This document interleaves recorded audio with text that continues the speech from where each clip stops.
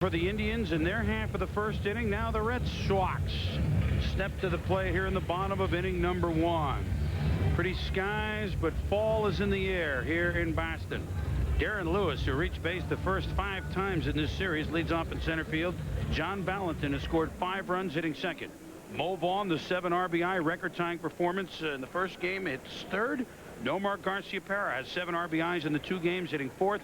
Mike Stanley. Now remember, he's the best hitter against Nagy in this lineup, and he got 2 base hits in his last 2 at-bats in game number 2. Maybe he's warming up.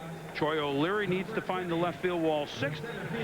Trot Nixon. Nixon's the one in right field hitting 7th. Scott Hatterberg is the catcher. Mike Benjamin, the second baseman, against the right-hander from Fairfield, Connecticut, Charlie Nagy, 15-game winner. Yeah, Charlie Nagy, 210 in his pitch this year, 250 base hits. 323 batting average was the highest in the American League against him for right-handed hitters. Throws a little sinker, slider, and splitter. Does not miss a lot of bats.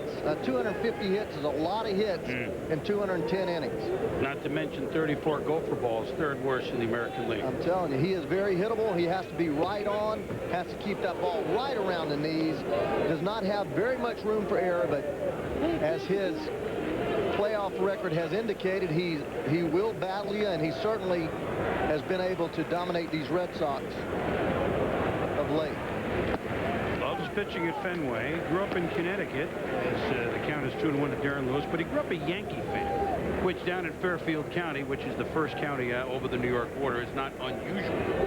But he said, it's not as if I hated the Red Sox, and that's why I've done well against them. I just have. I don't have an explanation. Well, you will see a lot of 2-2, 3-2 counts with Charles Nagy. He tries to make pitches. He tries to spot the ball. He's not a power pitcher, and you will see him try to make pitches all day long, will not give in a lot of 3-2 counts. Charlie started well. He had a rough opening day start, which we saw in Seattle, but he started well this year, was 7-2, then went in an 0-4 scheme, but down the end was 5-1 on his last 7 decisions, was 3-1 in September. And even though his last start in Minnesota was not a good one, he pitched well for Mike Hargrove in September. He certainly understands the pressure of postseason. And as the count is 3-2, we should just say this. Over 4 years, over the last 4 years, 63 and 32. That's pretty good. That's darn good. That's very good. He keeps you in ball games. You know, his earned run average has been up around 4.5. Darren Lewis, a couple of hops to Jim Thome will handle it, and there's one out. The defense, which is of ultimate importance to Charles Nagy, because so many balls put in play. Jess is playing left field. Number 13, the third baseman. Earlier today, he worked out and caught a lot of balls off the wall. As we see him working out there with not a whole lot of success. Balls hitting all over the place out there. Started 20 games in the outfield this year, 18 in left field.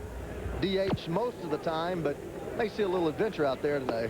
Well, as John Valentin steps up, who's been nothing short of brilliant. 4 for 8 with 5 runs scored. It's not that David isn't a good outfielder, it's just he hasn't played there much, and he said he's played left field here a couple of times. Ground ball to Omar Vizquel, money over to Jim Thome, 2 up, 2 down, and 2 ground ball outs for Nagy thus far. Great sign for Charles Nagy. And you know what? This is the ovation for game number 1. The first baseman,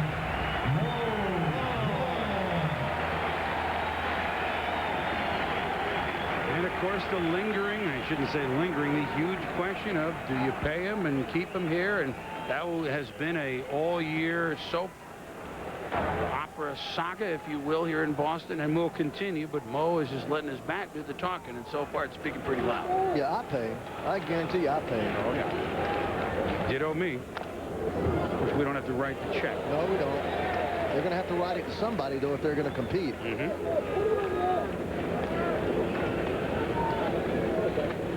It's a fact. Nowadays, you cannot compete unless you dole out that greenback dollar, baby. 0-1 the count to Mo, so It's that split Swings to finger. that one. Yeah, he's struggled against Charlie. Just hit 1 home run off him lifetime in over 20 at-bats. Well, that split finger goes straight down, and Nagy, if he can keep his fastball down, that'll appear to be a fastball, and you'll see a lot of those tight swings.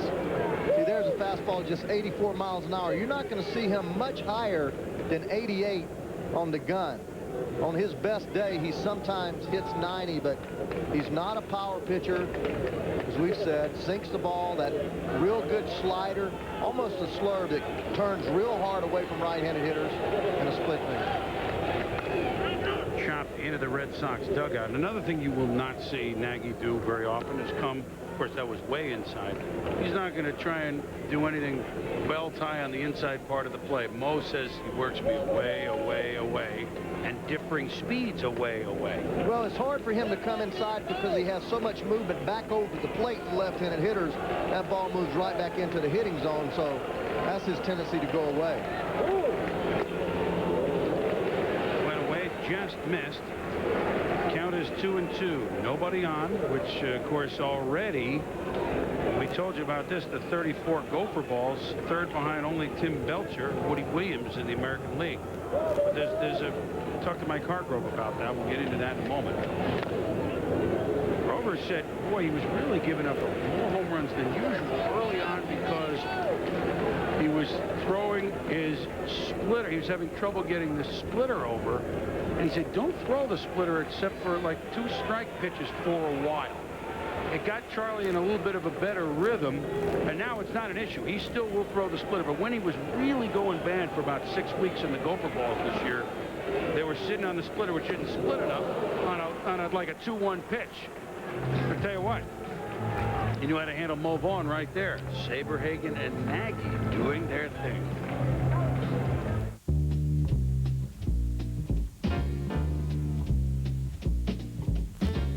Stepping out with my baby can't be bad because it feels so good. Never felt quite so sunny. 2 here against 4, 5, 6 hitters. Manny Ramirez, Jim Thome, and Travis Fryman. Manny with 45 RBI, 45 homers, 145 RBIs during the regular season. He has been their best hitter, no question about that. Of course, in the first 2 games, each time he hit long ball and kind of loafed it a little bit, but the key thing is he's hitting long ball. It's 3 for 7 in the series. Been one of the longest singles we've ever seen. Yeah, you saw Joey Cora. I saw Joey Cora as I watched the ball game from my hotel room, you know, telling motion for him to go, and that ball he hit the left center field. But you can't get in those habits. You know, I don't care how many home runs you hit. You need to run out of the batter's box full tilt, and then when the ball's out of the ballpark, you can always slow down. But, you know, I can't stand to see a guy hit a ball off the wall and hit him for first base. Really interesting how Saberhagen started Ramirez off. Ramirez known as a dead fastball hitter, first ball fastball hitter, and Saberhagen started him off with a straight changeup, 73 miles an hour. I love to watch this man pitch, Chris. You know, I saw him when I was managing at Colorado. He was only throwing the ball 80, 81 miles an hour, laboring.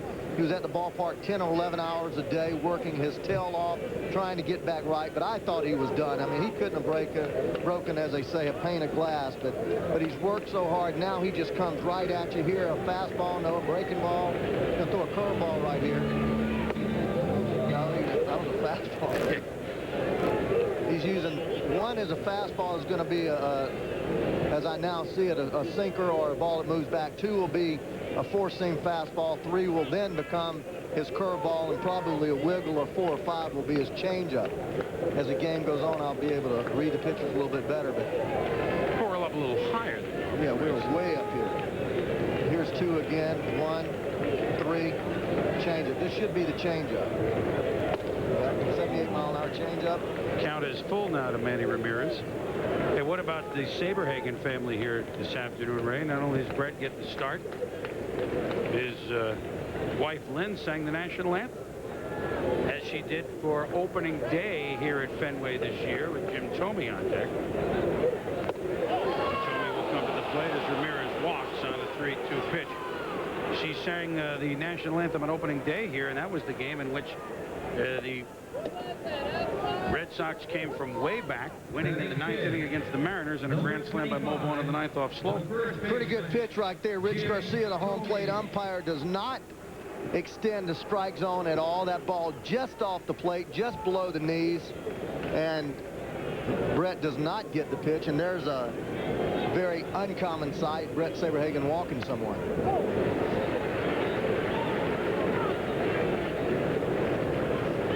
Jim Thome had a home run off Pedro Martinez in the first game, but that's his only hit in the first 2 games.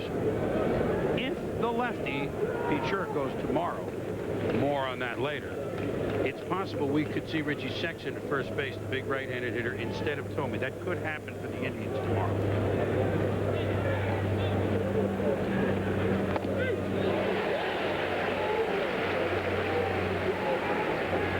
So there's some pretty good juice there. 92 miles an hour right there on the inside part of the plate. That's his 4-seam fastball, the one that will be the 2 when we look at it again later on, that he rides up in the strike zone. There it is again, 93, and punches him out.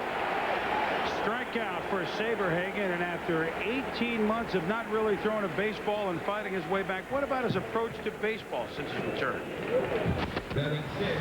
I appreciate the game a lot more now. It's something that you know, I had always hoped to get back to, but wasn't sure if I was going to. And now that I'm here pitching again and being competitive, you know, that was my main goal. But the main goal after that was to get to postseason. And being back in my first full season pitching after surgery that I had, being out for 2 years, and going to postseason, it's a dream come true. What a player he has been this year for the Red Sox. 11-3 after Red Sox defeats. Also, theoretically, the Red Sox lost game 2. They feel pretty good about things. That is a big game pitcher, making sure that losing streaks don't happen. He always has been a big game pitcher, Chris, and one of the really all-time great right-handed pitchers of the 1983 to 93 era there. I mean, nobody wanted to face Brett Saberhagen. As I said, 94, 95 miles an hour. He could, I mean, he juiced that ball. Great slider. 1-0 pitch to Travis Fryman to center field. Darren Lewis loping over toward Gregson. Ramirez back to first. There's 2 outs in the Indians' second. Now, Brett Saberhagen made 6 starts late a year ago, but it was just really to get him back into baseball mode. He came out and was 4-0 with a 1.96 ERA in April, including 2 wins over these Cleveland Indians. And that got him started, and that let the Red Sox know, hey, it's not our number 5 starter on a maybe. This is our number 3 starter big time. That changed the complexion of the whole rotation the month of April that Saberhagen had, as he works down to Brian Giles, DHing today with the strike. It certainly did, Chris. Early in the year in baseball tonight, we were looking at this pitching staff, and you knew for certain they had Pedro Martinez, and after that, you didn't know what Wakefield would do because as a knuckleballer, uncertain. They had Checo, Avery, maybe. Yeah, and Henry went down, and you just said, golly, I don't know if they're going to have enough pitching to be able to survive. And then Brett Saberhagen, as you said, came in there and just did a yeoman's job, gave them over 175 innings and won 15 ball games. And I do believe that he was the key to this ball club believing that they could win, because you start the season with one certainty in your pitching staff and so many questions, it puts a big dent in your confidence. Joe Kerrigan, the pitching coach, one of the best in the business. Everybody was just kind of hoping. 1-1 pitches inside to Giles. Make it 2-1. Just one thing at Saberhagen, and this doesn't have much to do with things, but he was always an odd-year pitcher. Remember all his great years with Kansas City and the Mets? 74-30 in odd years, 36-48 and even. So even that changed this year with a big win and even seasons, with a 15-win season.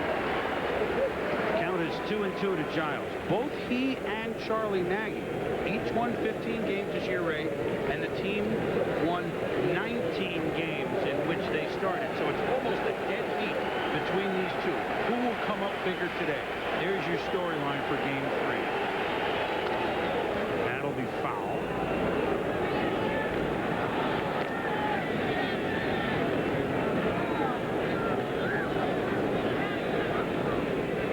so much about Greg Maddux nowadays with his ability to field and run the bases, swing the bat. That's the same way that people back in the mid-'80s, late '80s thought of Brett Saberhagen. Won 2 Cy Young Awards, won the MVP in the '85 series, as you mentioned. Won 23 games at 1 year. So you're talking about a man that, had he not gotten injured, would have been Hall of Fame bound because he had that kind of arm. 156 and 109. That's his career marks. 2-2, the count to Brian Giles. Strike 3, says Rich Garcia. Saberhagen has struck out a pair here in the second. Ramirez is stranded at first. We head to the bottom of the second here in Boston. No score. Wherever you go in the great outdoors, eventually. Boxers tonight on ESPN. Our new series on ESPN 8 Eastern Time, Friday Night Fights. Andrew Galata, Tim Witherspoon, the main event, heavyweight bout. Muhammad Ali will be featured in segments in classic bouts. Brian Kenny, Max Kellerman host the most in-depth and comprehensive boxing show on TV. ESPN 2's Friday Night Fights. Join us tonight.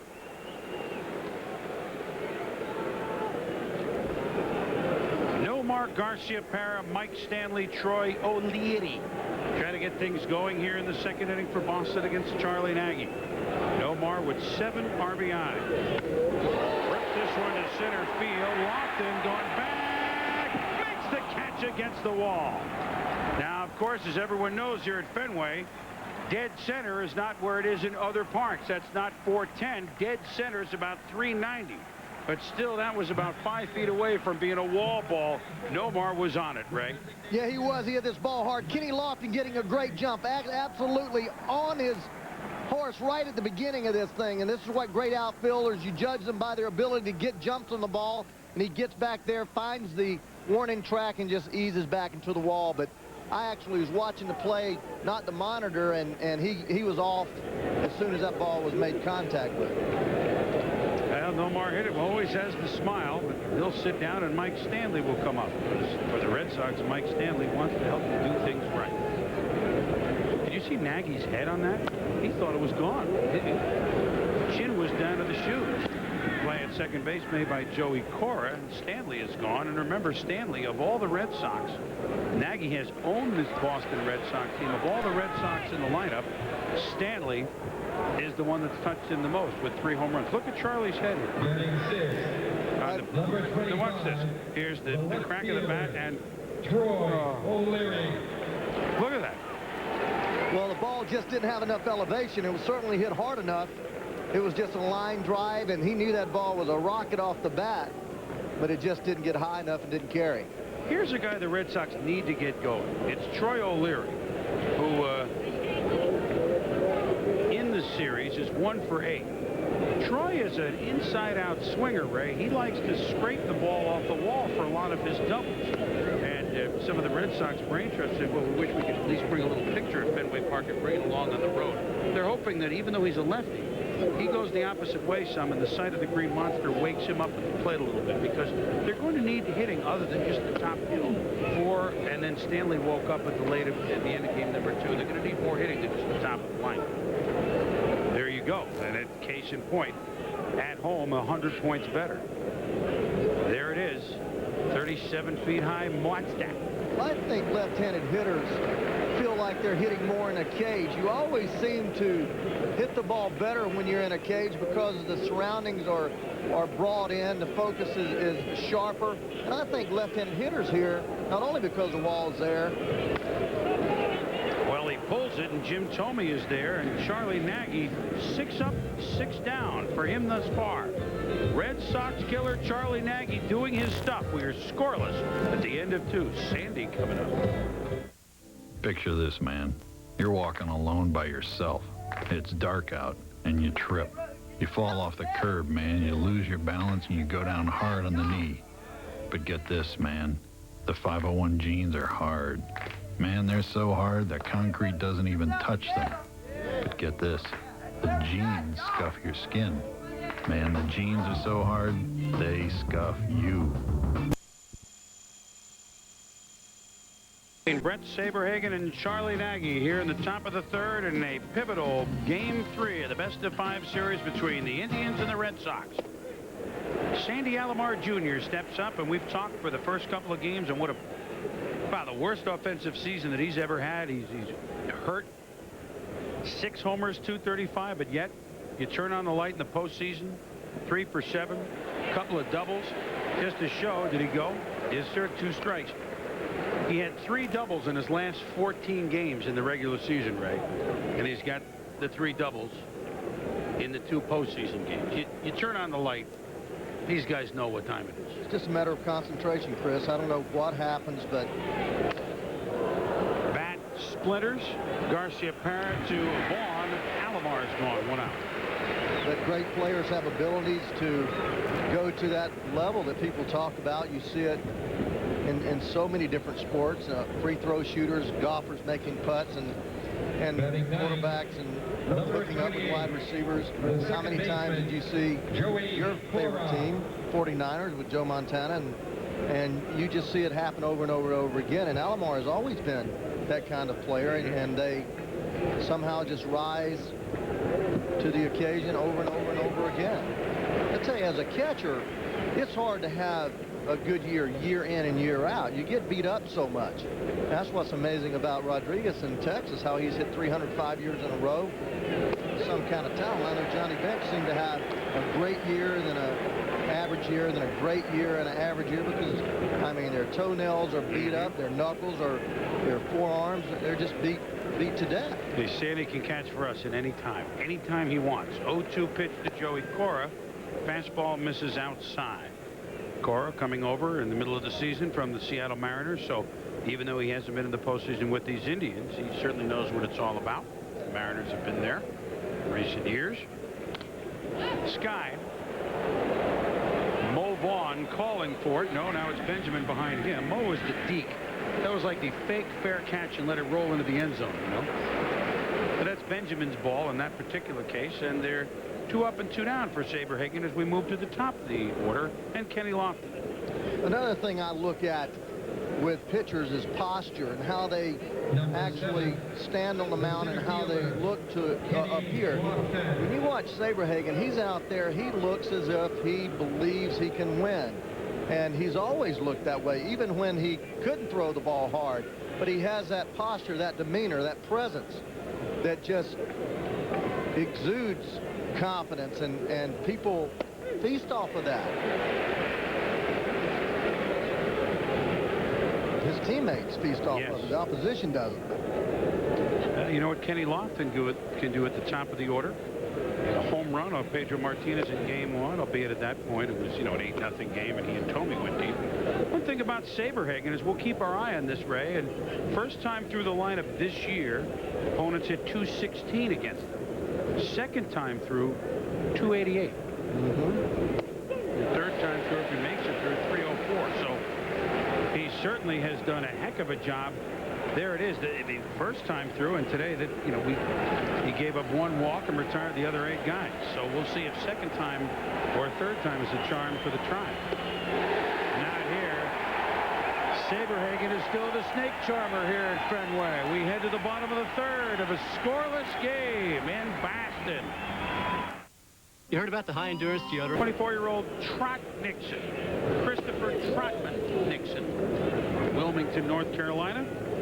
I don't know if they're looking for lightning in a bottle a la Shane Spencer with the Yankees, but he swung the bat well after his call-up on September the 6th. Made the postseason roster, a pinch hit, got aboard, and hitting number 2, and the Red Sox were thinking about creeping in that game number 2. And Darren Bragg 1 for 11 lifetime against Charlie Nagy also had something to do with the move by Jimmy Williams. Trot Nixon, very good low ball hitter. Nagy keeps the ball down. Jimmy thought it'd be a good matchup. Well, 7 up, 7 down for Charlie Nagy thus far. And hey, what a series. This is 1-1. What a series that San Diego-Houston series was coming in. You know, nobody, a lot of people forgot about the Padres. Well, you can't forget about it with Kevin Brown and Greg Vaughn as they won game number 1. Jim Frito-Layritz with the tying homer yesterday in the ninth, only to see Billy Spires deliver for the Astros in the bottom of the ninth. We will have that game. Game 3 from the Murph at 11 Eastern, 8 Pacific. Tomorrow on ESPN. That'll be our game late. Stay up late. And that would be just right for me, man. Well, I tell you what. 11 o'clock game would be just right for me. But I tell you what, you and I might be doing that. Yes, game. we may. We'll see. There's details to follow. By the way, as Scott Hatteberg, who caught game 1 and did not catch as Varitek did in game 2, steps to the plate. Count is 1-1 on him if Texas wins tonight and forces a game 4 of that series. And they just need a couple of hits from some of their big guns to do it the way they've been getting the pitching. Then that game, game 4, would be on ESPN, 1 o'clock Eastern, 12 Central, 10 a.m. Pacific tomorrow. Then we would have a doubleheader if the Rangers-Yankees go 4 games. Our friends at NBC and Fox also telecasting tomorrow. So if it's wall-to-wall baseball you want, you got it.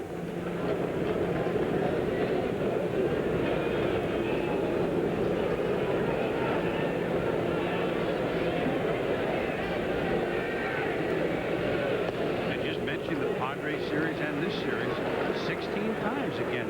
We've had this division round in 4 years. Only 4 of them, the 2 including that we just mentioned, have gone 1-1. It's usually 2-0 somebody. So we haven't had this sort of, game 3 in a lot of series in this division round before. Little chopper. Cora. Tomey. Hatteberg is gone. Ray, I mean, these pitchers who understand what's going on here in the postseason, understanding the importance of game number 3. I think Charlie Nagy and Brett Saberhagen have shown us they mean business today. Well, Nagy keeping the ball down. That's the 6th ground ball out of 8 outs. And from the onset, we said that he had to keep the ball down, and he's doing that. And the only ball that he really got up and ball that was hit hard was Garcia Parra's rocket to center field in the second inning. Private Benjamin looks at strike 1.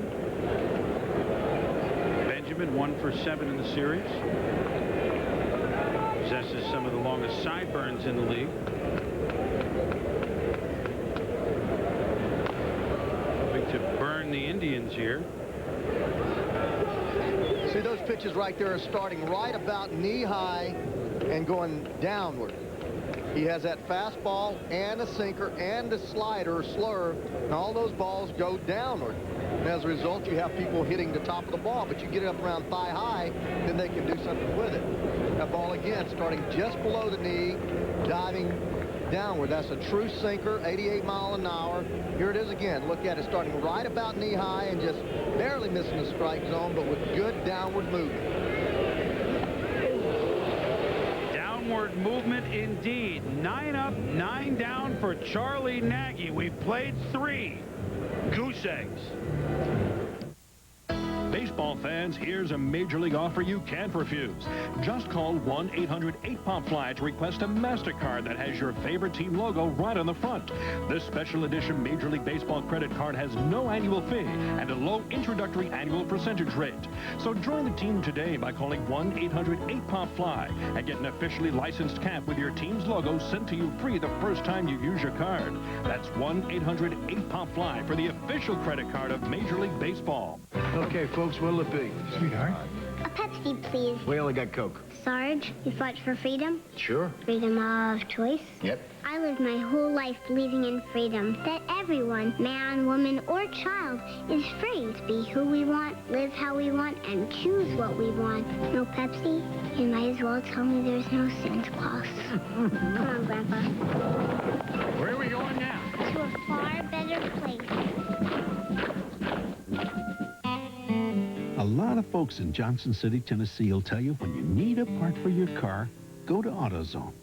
The parts are top quality, the prices are low, and the people are helpful, like Gary Jennings. You see, when it comes to auto parts, folks will tell you Gary really knows his stuff. Oh, sure, they know there are other parts stores in town, but when it comes to getting the right part, the right price, and good advice from folks like Gary, there's just no place better than AutoZone. Sometimes the toughest decision is deciding when to make your move.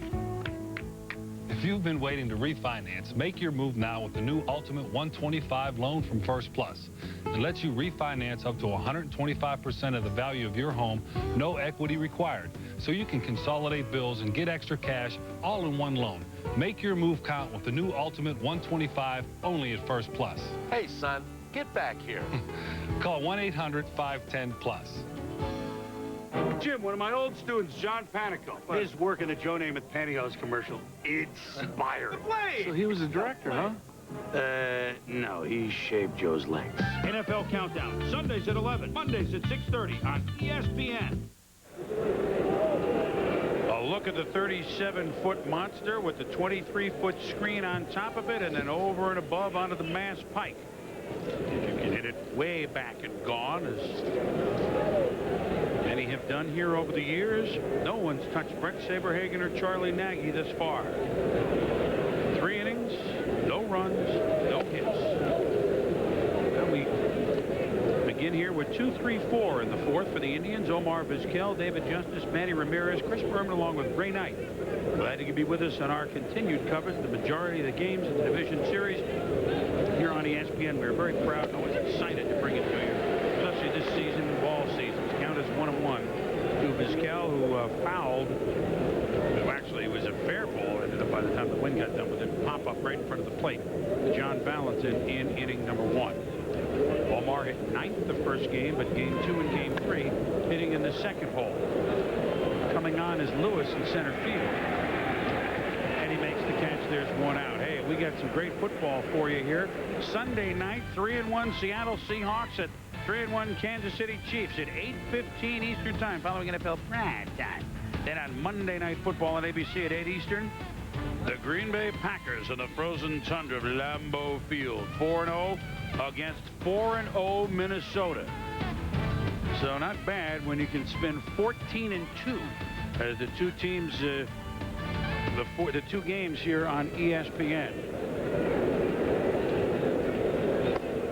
As we remind you that ESPN and ABC is your exclusive networks for primetime NFL football. Again, Brett starting off a fastball hitter with a changeup.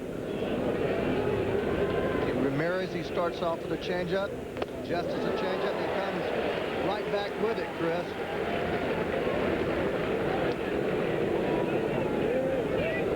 Let's see if he busts him inside now with that 4-seam fastball to make him think something a little different. Gonna go with a changeup again. 3 changeups in a row. 2-1 to David Justice. That tells you a little bit of something. He doesn't want to give David Justice a fastball to hit. See what he does 2-1. I would be surprised if he came back with something else off. I know one thing. He's not going to throw him. I don't believe he'll throw him a fastball. Another changeup. No. 3. That's going to be a curveball. I'm not reading these signs too good today. Good fastball right there, challenging him. A little bit of sink to it. So far, he's thrown a fastball on a 1, 2, and a 3. Now, I know that's a changeup. Skies this one. Center field is Darren Lewis. Left center makes the play. So 2 fly ball outs here. And all of us, baseball fan or wherever you are, thinking about Darryl Strawberry and the news of his colon cancer, and you only wish Straw the best. Surgery tomorrow. And number 39 on Moe's hat. Right fielder. Certainly, he made Darryl Strawberry, and you can only wish you the best, Darryl. Great friend of mine, Darryl. You know, the world is there with you, man. We're praying for you. I know how strong you are and how tough you are mentally. Your buddy Eric Davis went through it, and he came back and had such a great year, and just let that be a testament of what can happen. But we're there with you, and I know you're hurting, but we're hurting right there with you, partner.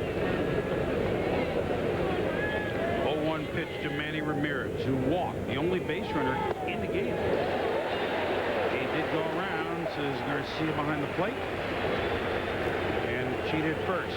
See, this is just a pitch that he knows he's a fastball hitter, and he shows him the fastball up in the strike zone. You show a hitter what you know he's looking for, but just out of the strike zone, and Ramirez chases it.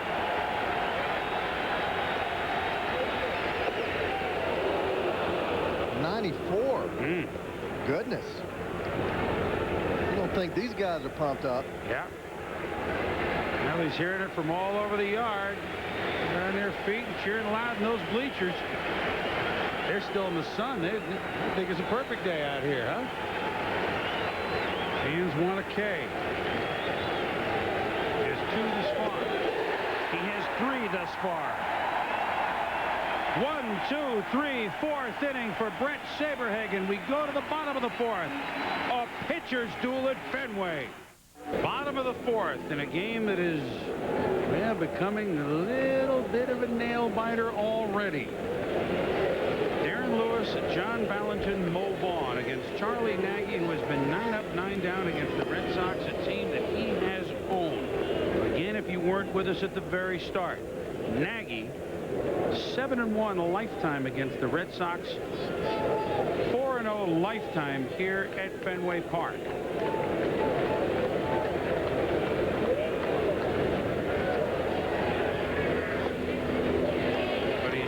Darren Lewis off with 2 balls. Shading in on the grass at third base is Travis Fryman in case D. Lou, who runs better than any of the Red Sox, decides to drop one down.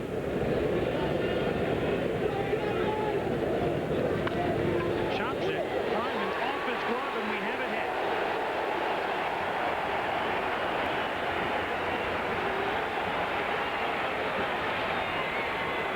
Fryman was in looking a little bit for a bunt, but it was still very much to his left, Ray, and a tough play, although one that he thinks he probably should have had. Well, that's what happens when you have speed as a third baseman. You end up playing a couple of steps shorter, and you cut your range down laterally. The ball gets to you so quickly, it's 1 step generally in a dive.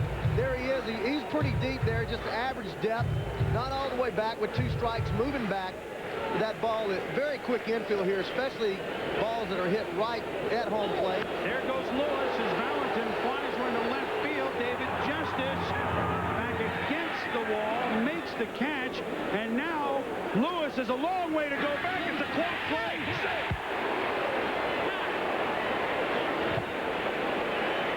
That's one of the most unusual things you've ever seen because the runner was going. He didn't pick up the ball. He was past second base. He has to go back and tag second on his way back to first, which made that really exciting. Absolutely, and I think what happened there with Darren Lewis, because it's happened so many times, he believed that Justice was deking on this fly ball. There's been so many balls hit off the wall. Valentin thinks the ball may be off the wall, but the wind blowing from left to right.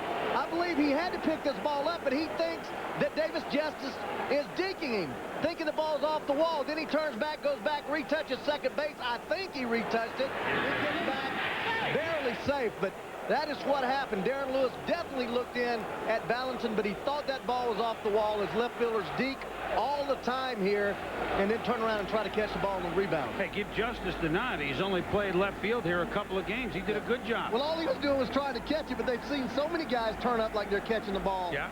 Yastrzemski used to do it all the time. Oh, man, all the time. Here's Mo Vaughn, struck out in the first inning against Nagy. 7 RBIs in game number 1 with a pair of home runs. Tying the record, I'm sorry, Ray, by Edgar Martinez of the most RBIs in any one postseason game, Game 4 Division Series, Seattle against the Yankees in '95. So Mo in the record books, and Nagy says that's great, but we're in a scoreless game here. I think that wind, what I was going to say is I think that wind knocked that ball down, don't you, Chris? Because when Valentin hit that ball, he stood and looked at it for a minute, and yes. That ball just... But look at this. We were talking about this during the break, but Lewis hit the first pitch before it was getting going right away. That's left to right. So that wind is definitely blowing in to keep balls from going into the monster. Pass car, base hit for Vaughn. Now Lewis will go to where he was headed the first time. Third base. Runners on the corners for Boston with 1 out.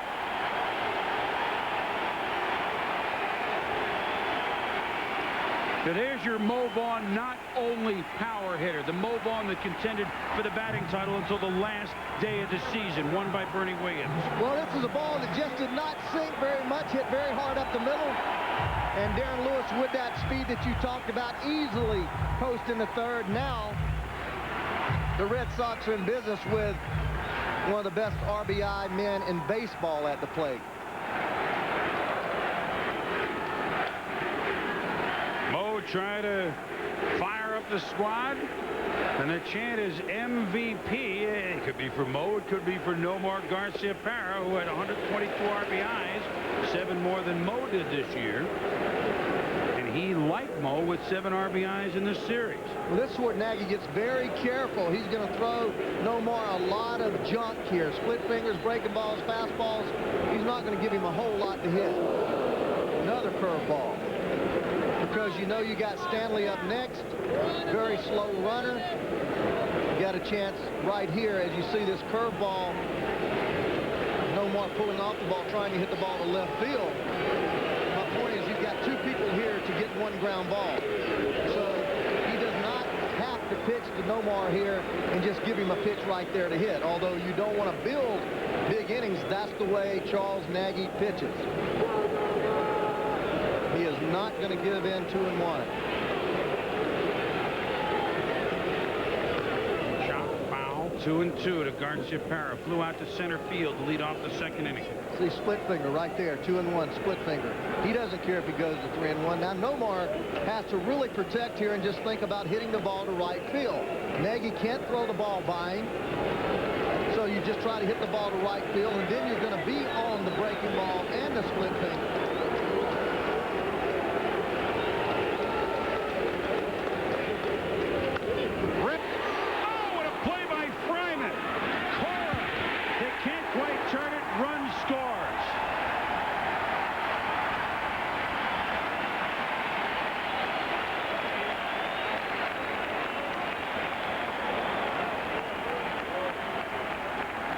Took a high hop late on Travis Fryman. He almost turned it 2. Well, if you look in this game and it's a 1-run game, you're going to look back to this play. That ball was smoked. I mean, smoked down there all the way in the corner. Would have had runners at 2nd and 3rd. Instead, he 1 run in, almost turns 2. Nomar busting his tail out of there. But tremendous play right there as you see Nomar running hard all the way. But that ball was a rocket, Chris. And I tell you, I've been over there many times. That ball coming up like that after you've already started to make you dive is a very difficult play. Travis made it and may have turned this into a 1-run inning as opposed to a crooked number up on that board. RBI, Garciaparra, his 8th of this now 3-game series. And Mike Stanley, who grounded to second base, looks at strike 1. Stanley coming over from Toronto, who kind of started their fire sale, and then all of a sudden, hey, we're in this race, and they already dumped a couple of their players. Yes, right? Guzman gone. Stanley gone. As Garciaparra will get the dirty jersey, as Nagy will keep an eye on him. But sometimes what happens, you allow other people to play, you get Cruz back, and by eliminating people that are good players, you can also improve your ball club by allowing other people to get into those spots. And Toronto obviously did. Inside to Stanley, 1-1.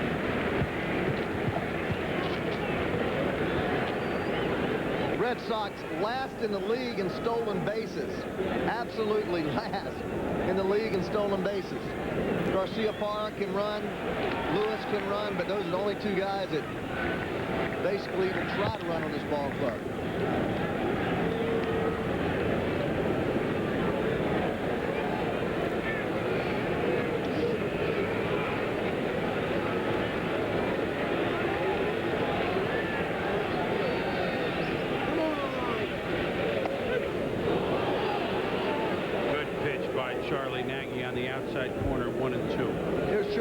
Chris, and this is the time that I would contemplate running here.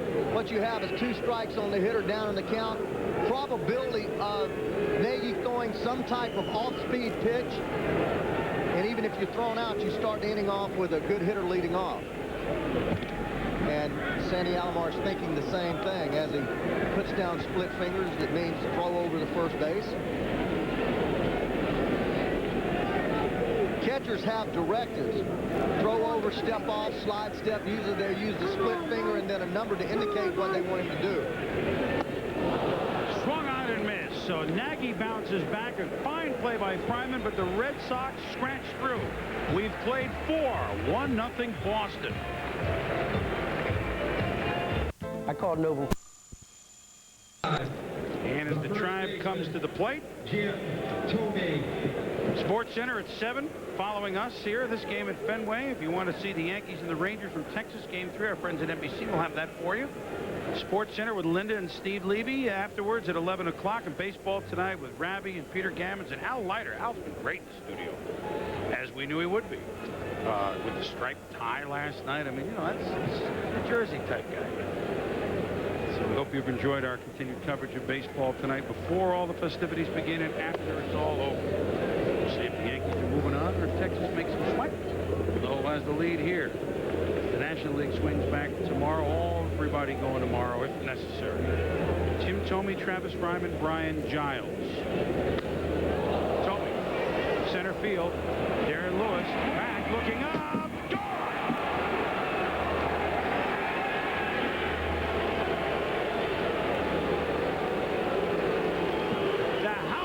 Jim Thome hit that ball because it wasn't in the teeth of the wind, but it cut through that crosswind.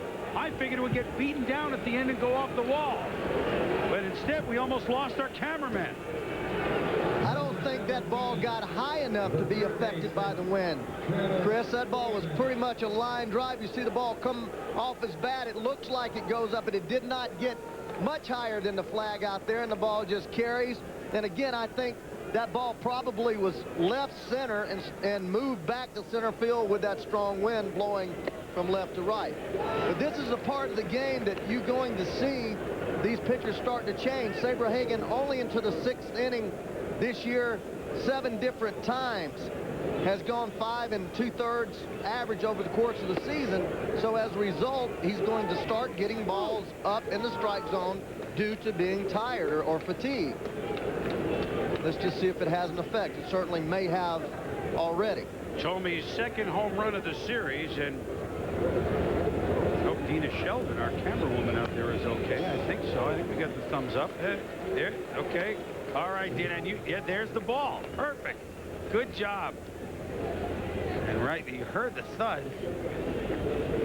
I tell you what, we got a good view of the rotation on that. She's still looking up. She thought that ball went right off. We did. Figure you got to be safe 390 feet in center field.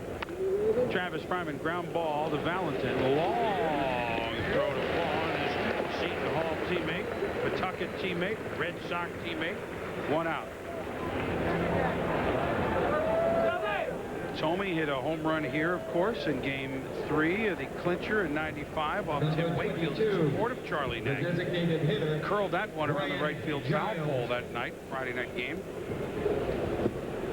This one, Friday afternoon, we go dead red, really, right? Dead away center field.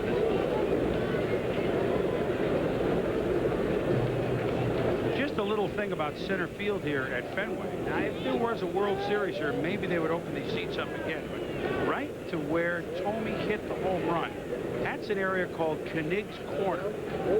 Tony Conigliaro, the late Tony Conigliaro, one of the finest young hitters at the time. And they used to sell all those seats, and summer with the bright shirts and everything was very difficult to see the baseball when the pitcher had an overhand delivery.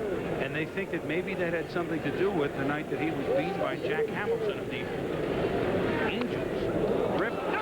Vaughn is there. As he robs Brian Giles. Fine play by Mo Vaughn. But again, just to finish the story, they don't sell those seats anymore, and Mo wasn't worried about that corner. Quick reaction here. This ball is a rocket. Sweet play by Mo, catching the ball almost behind him there. That ball get rattling around that corner, and you're talking about a lot of angles. You try hitting one down in that right field corner and see what happens. This ballpark has more angles than any park in baseball, no doubt about it. Trying to create something like it down there at Pro Players Field. But look at all the angles in this ballpark. That is the right field corner there. Center field. Well, that's right center field at 420. Dead center is more like 390. And again, they don't sell those seats, so you get the batters a chance to see the ball coming. And of course, left field is an adventure all to itself. Right down to left field and the right field line, you have no room at all. I mean, that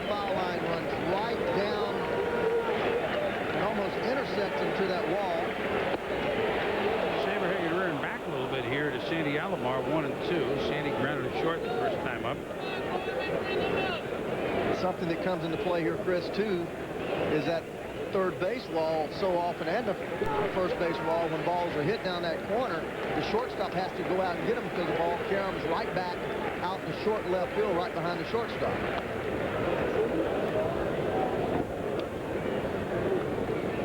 When teams come in here for the first time, Ray, they go out and take the shortstop and practice the carom. Oh, we did. Yes, we did. When I came in here with the Mets in the World Series, we did that. Rafael Santana was out there. I was out there seeing if the ball would carom back at all, but it's got such an angle that it always caroms back towards short left center field, and left field, and the shortstop has to make that play. Saberhagen rear-backed and fired. He was upset off the smoker by Tomey and the line drive by Giles. 1-1 heading to the bottom of the fifth. Launch control, this is Houston. We are go for launch. Copy that, Houston. A lot of furnaces only know one speed. 2, 1. What American Standard makes gas furnaces with more efficient Next score in the bottom of the fourth. The Indians answer on Jim Tomey's home run to straightaway center field. We are 1-1. Charlie Nagy works to Troy O'Leary, Trot Nixon, and Scott Hatteberg. 6, 7, 8. O'Leary grounded out down the line to first base to Tomey, his first time up. Just 1 for 9 in the series thus far. Very productive season with 23 home runs and 83 RBIs did O'Leary. Popular name up here in Boston, of all places, in St. Patty's Day, Troy O'Leary.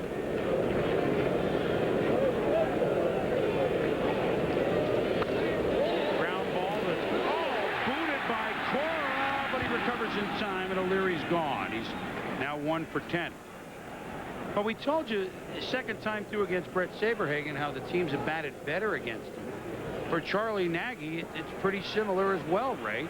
ERA in innings 1 through 4 this year, very good. Well, they're good, 3.85, but about doubles after that. Yeah, doubles. 7.49. That's a lot of runs there.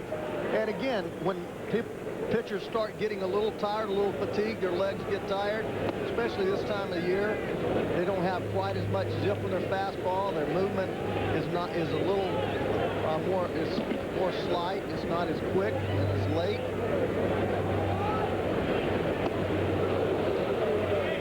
Full rip by the youngster Trot Nixon, and he's behind 0-2. So you know that Charlie's going to try to make him swing a couple of times at balls right here, Ray. Yes, he will. I wouldn't be surprised if this goes to a 3-2 count if Trot is patient enough.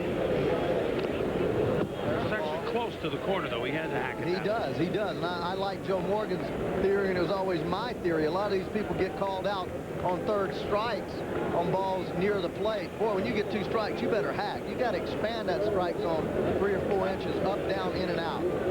That's when you got to become your most aggressive. Little bleeder to left field. Justice coming on, and he makes the play. So he's deked out there. He's made a fine running catch. It's not like he wasn't a good outfielder with Atlanta. No, he was always a good outfielder. He always threw the ball well. A very solid outfielder. Played right field there in Atlanta and played it very, very well. And here, left fielder gets a good jump. And again, you don't have a lot of ground to have to cover out there. You're only talking about, right at 300 feet to that wall and then the shortstop. So you're only talking about maybe 10, 15 yards that you really have to cover. Bloopers are very difficult to get here in this park. Scott Hatteberg grounds it to Joey Cora. So Charlie Nagy, after having Tomey pick him up and knot the game at 1, goes a 1, 2, 3, 5th. It's about peace. It's about love. And it's just about over. So join the millions who've already been to McDonald's. The sun, and who will the sun shine on, the Indians or the Red Sox? We are 1-1 as we head to the 6th inning, and Ray, after 14 runs scored in the first game of the series and 14 runs scored in the second game of the series, you had a feeling we're going to have a little bleeder at some point, and boy, do we have it. Brett Saberhagen and Charlie Nagy have been outstanding. The Saberhagen has given up just the 1 hit and 1 run to the Red Sox.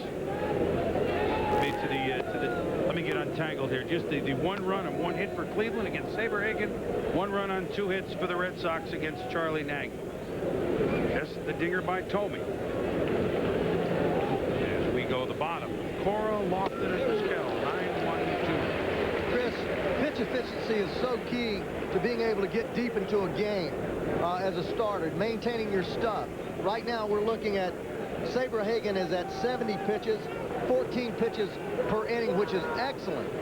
We're only looking at 12 pitches per inning for Nagy, so both these men should still maintain their quality of pitches because they have not been exhausting their pitch count. Generally, a major league starter that's a solid starter, as we look at Nagy there, will average 15 pitches per inning. So that'll get you to about 105 pitches after 7 innings. Both of these men under that number. Working away to Cora. He strikes out. 1 out here in the Indians' 6th. 5 Ks for Saberhagen. Well, this is just a straight changeup here, and he just turns over, gets on the inside of the baseball, causes the ball to go away like a screwball. Look at it coming right at you. Inside-out rotation. Nasty little changeup. Kenny Lofton. You'd take this line most of the time on the hill, wouldn't you? Oh, yes, you would. Again, right. I mean, all the time. Kenny Lofton, 0 for 2, shows bunt, fouls it back. Well, you mentioned, Chris, at the outset of this game how few times Saberhagen has gone 7 all the way back to June, right? It hasn't gone to 7 since the end of July. Since the end of July. Of course, this pitch count's pretty low. It is very low. But there's a reason for that, and that's because he normally, when he gets to around 85, 90 pitches, he becomes ineffective. His fastball loses a mile or 2 on it. His breaking ball is not as sharp, but he's not deep enough into that pitch count right now to show any weak and bad effects. He's still got his good stuff. Another changeup here. Starting to go to that changeup and look at the movement of that changeup down and away. Hit to right field. Long way back is Trot Nixon. Gone. That's exactly where the wind is going. To right center field, from left to right. And Kenny Lofton, of all folks, has 2 homers in the series, and the Indians have a 2-1 lead. Well, that's on the 77th pitch, and again, watch this pitch. This ball is right down the middle, a little bit of movement away after 2 changeups. Lofton sitting on the fastball, gets it up in that jet stream, just out of the reach there of Trot Nixon. The ball only traveling about 385 feet, but Saberhagen makes a mistake, and Lofton jumps all over it. He knew it. Look at this reaction here. Keeps looking back and seeing if somebody's going to come back with the baseball. Well, I know. I mean, the reason I didn't call it right away is he looked back, but it wasn't a convincing fist in the air until he looked back the second time. Right in the sun and the shadows, Nixon gave it an effort. Here's Mo Vaughn. Will squeeze this in foul ground, and Vizquel is gone. So, leadoff homer by Thome in the 5th inning and a 1-out homer by Lofton in the 6th. Those guys each have 2 homers in this series, and Cleveland has the lead for the first time this afternoon. The left fielder, David Justice. Lofton's 2nd lifetime homer against Saberhagen. So, I mean, you're not talking about a guy that goes deep very often. He hit 12 home runs this year, Chris. Which is, for him, a lot. He had 44 going into the season. So we're talking about a guy with 56 lifetime home runs, and he's gone deep twice here in his postseason so far.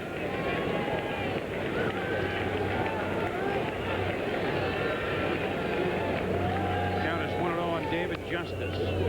And now, well, it's only 2-1, but you know how, if not negative, let me use the word pessimistic, well, the New England folk have been regarding the Red Sox. I didn't know what you were going to say, but all of a sudden it's deathly quiet. It's just 2-1. 2-1. But I can't describe the fatalistic attitude. 6th inning here. My goodness. This is a mile high. Mike Benjamin near the line, now in foul ground, and Justice is gone. But home run for Kenny Lofton. 2-1 Cleveland. Night football, Seattle at Kansas City. Then, Monday at 6:30, it's Monday Night Countdown. The NFL is on ESPN. Back Back at Fenway Park, what you would want in a postseason game, Ray. Some great pitching, a little long ball. Kenny Lofton, 56 lifetime home runs. He's got the Indians the lead. It's been a great game. It has been. Both the pitchers doing what they came out to do. Saberhagen just throwing that fastball and the curveball and the changeup. Nagy really effective with that sinker down in the strike zone. Not a whole lot of offense, but 2 bombs.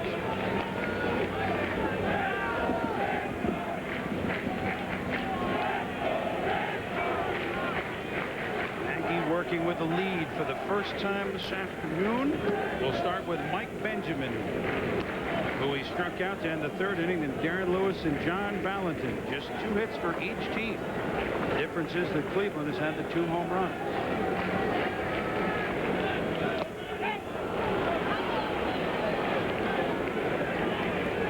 Good curveball there from Nagy. Has thrown mainly fastballs and splitters thus far this evening. Now starting to break out that curveball. Little grounder to Travis Fryman. Over to Tony. There's 1 out. Dare we say, 20 years ago, at almost exactly this time in this park, 2-0 lead, 7th inning. Mike Torres delivers the unlikely bat of Bucky Dent. 3-run home run as Yaz can only watch it go. And it ended up being the Yankees over the Red Sox in this park. A 1-game playoff, and no one, everyone in New England remembers where they were during that hit by, as they affectionately call him, Bucky Bleeping Dent up here in New England.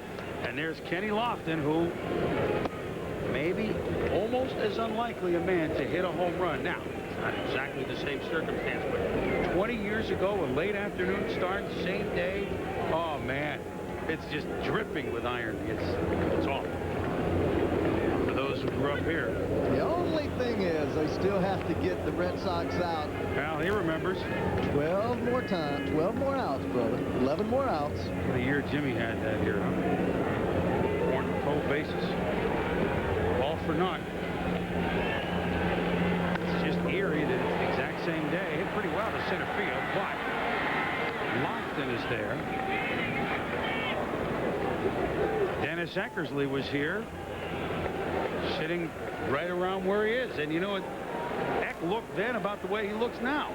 He hasn't changed much. Not at all. That's why he's. Number 13. Remember one time. The 3rd baseman.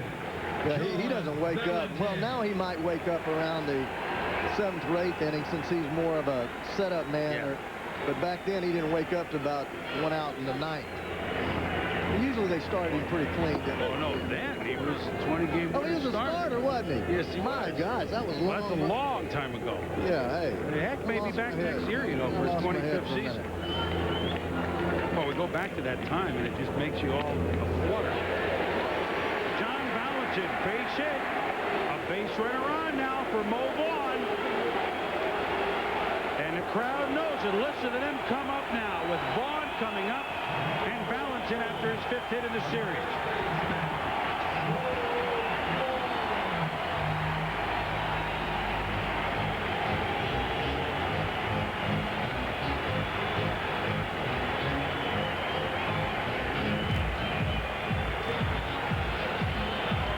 Struck out and singled, 5 for 11.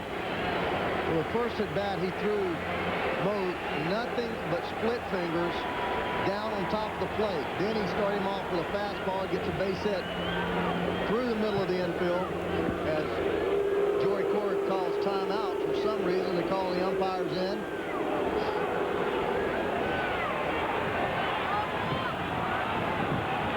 Not sure what this is, Ray.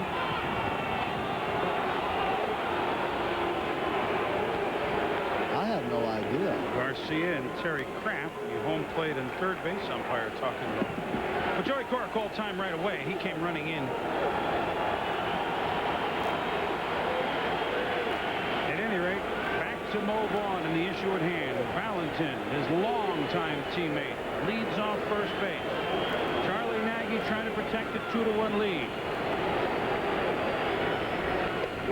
Way ahead of that one. He's just rotating the speeds again on Vaughn, strike 1.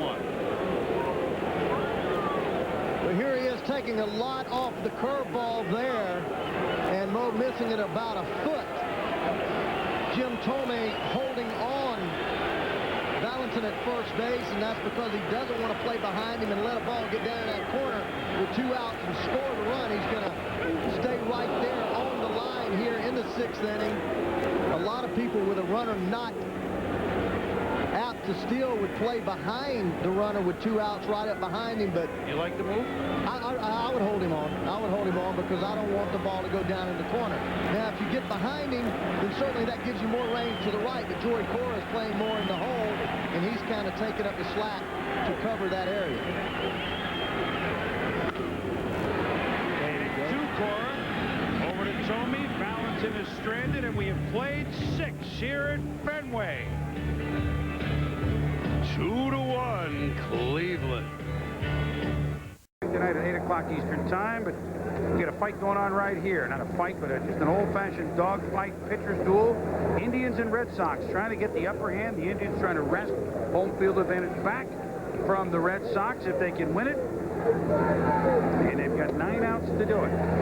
Manny Ramirez, Jim Tomei, Travis Fryman against Brett Saberhagen, and the count is 1-1. Saberhagen had his 86th pitch, and the Red Sox bullpen already juicing up out there. Swindell and Derek Lowe. Ramirez to left field. Troy O'Leary looks up. Goodbye.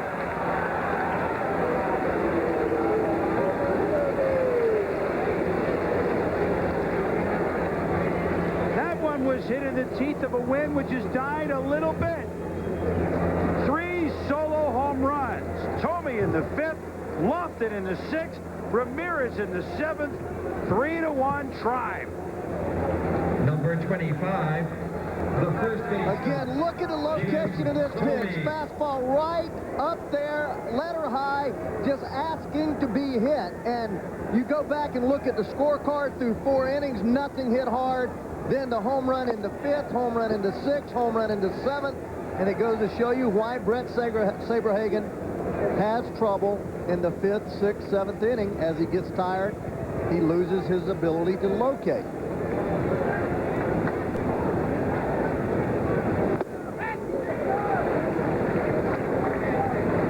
So Manny Ramirez, 45 home runs in the regular season. 46 he attacked this one on. We told you Derek Lowe, the righty who we saw in Cleveland, and we also saw Greg Swindell, the lefty, in Game 2. Right there! Tomei, who homered in the 5th inning. Count is 2-1. It's about at this point that the debate raging through New England today was, what if the Red Sox lose Game 3? What do they do? Tomei ripped now they call it the out, as Benjamin makes the throw just in case. What if the Red Sox lose Game 3?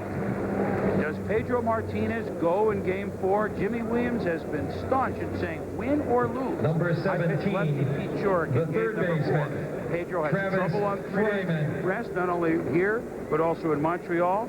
He reiterated about 5 times. Joe Kerrigan says that, we pitched a lot of pitches here down the stretch, that we don't want to pitch him on 3 days rest. Of course, you hope to win Game 3 and make it a moot point. What do you do if we go on and there's a Game 4 in which the Red Sox could be eliminated? Do you have a guy you picked up a month ago, go for it instead of Pedro Martinez, right? Well, nobody knows more about this ball club than the manager, and I don't care how many radio shows you watch or listen to, and how many talk shows and how many newspaper articles you read. That man, Jimmy Williams, knows more about this ball club than anything. 0 times this year has Pedro gone on 3 days rest, so I think he's doing the right thing, pitching in the 5th game, if there in fact is a 5th game. Valentin across the diamond to Vaughn, and Travis Fryman is gone. So he says he's not going to do it. And I mean, of course he can make his decision anytime he wants. He can make it tomorrow. Well, you got to win tomorrow's game, obviously, but you can't do it. You got to have Pedro effective, and you also can't send a signal to the rest of the players of this ball club that Pete Shorrock or whomever they choose to start that ball game does not have a chance to win. And the last thing you want to do is take a chance in hurting a man that is your ace of the staff. And since he has not gone on 3 days rest all year, I just don't see it happening. Foul back just side of us. Brian Giles is 0 for 2. So Cleveland with 3 hits, all of them home runs. Now, if Pedro goes in tomorrow morning and says, hey, Skip, I feel great. I want to go out there. I feel like I'm our best chance to win. Then, you know, the manager will always listen to that. But I don't think you subject a young man to that unless he comes to you. And then again, I just don't know if it's the best thing to do. Well, suffice it to say, it'll be a debate for 24 hours up here. Will he or won't he? Of course, the Red Sox can make that a moot point and come back and win this thing. And sure, it would go as expected against Bartolo Colon. Missed outside.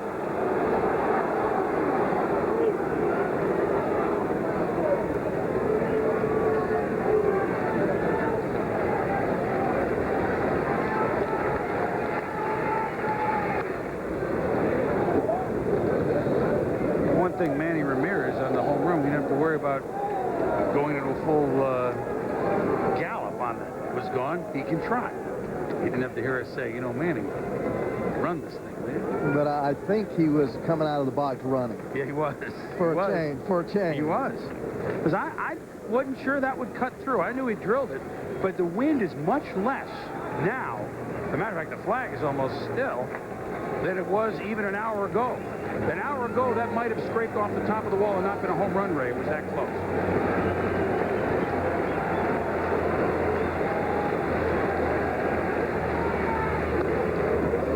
Giles staying alive. He is struck out and lined out to first baseman Mo Vaughn. Well, see, now it was just done, and now it's blowing again. But Old Glory was out there like a postage stamp before. Yeah, it's just gusting, Chris. You know, the wind's gusting, and as in ballparks like this, with the high walls, sometimes that wind gets out there and it takes the ball the opposite way in which it shows you. As you see in a lot of the circular stadiums, you think the wind's blowing out, and it hits that outside wall and comes back, and it actually knocks the ball down. First hit that was not a homer for the Indians. Brian Giles, the number DH. 15, the catcher, bring up Sandy Alomar. Sandy Alomar. 100 pitches now for Saberhagen. This will be Brett's last inning. I feel certain of that.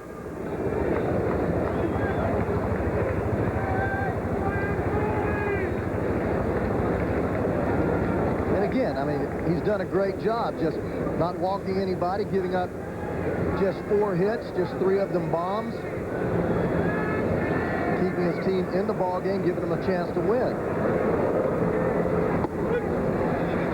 Strike call to Alomar.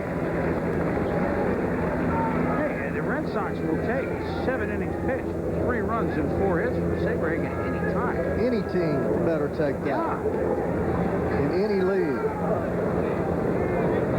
It's a mark of how you pitch, and you give up 3 homers, and they're all solo home runs. 2 pitchers in the Hall of Fame, 2 of the very, very best. Jim Palmer, Catfish Hunter. You check their home runs that they gave up. Lots. Solos, though. Napoleon solos. But in this case, Nagy has more than matched him thus far.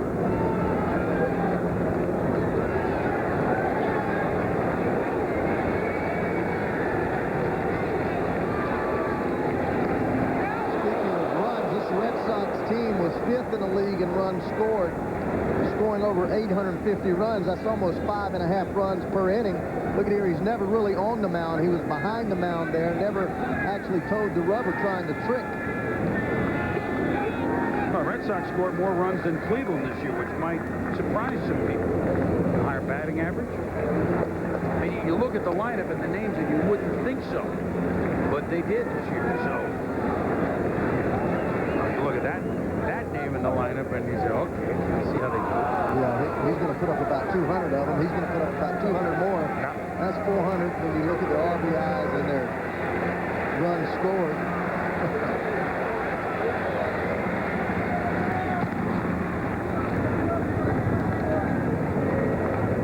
Brian Giles, 10 stolen bases this year in 15 attempts.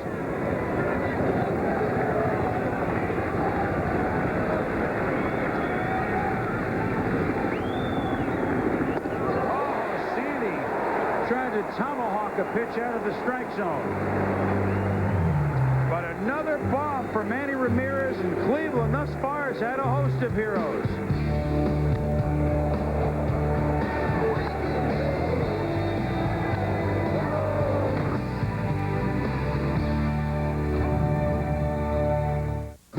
Now 800-537-7070 to relive the drama, the emotion, the celebration of this historic event.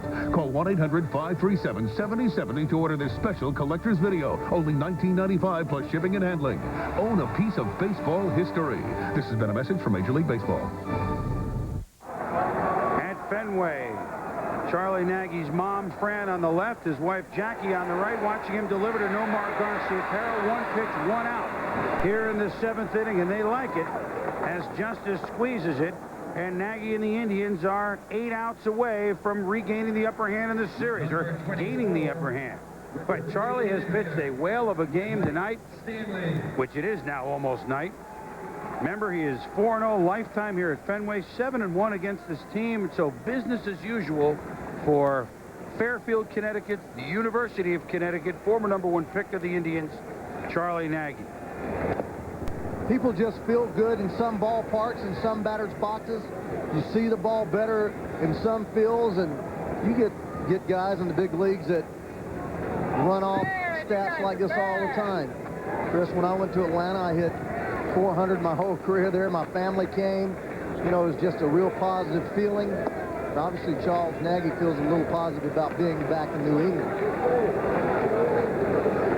31 years of age. You know, he had to endure all winter long being the losing pitcher. 11th inning. Been up the base hit to Renteria. 7th game. Came on in relief. And not that it was his fault that the Indians lost the World Series, but you got to sleep with that for 6 months before you get back on the mound. That's a heavy, heavy load, Ray. Well, it is a heavy load, but if you're a professional, you just go to sleep that night and you turn the page. You know, you just can't deal with it all the time, or it'll wear you butt out.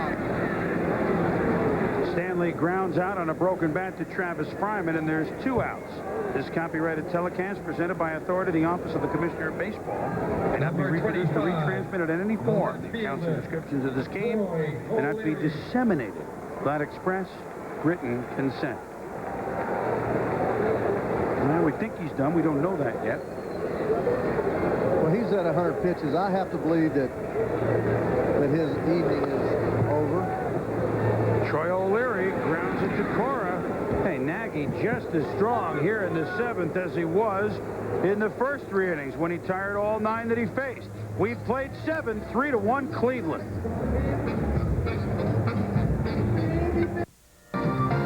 ESPN Major League Baseball Division Series is brought to you by 10-10-220. Dial it and talk up to 20 minutes for only 99 cents. And by Valvoline. You can always tell the guys who use Valvoline.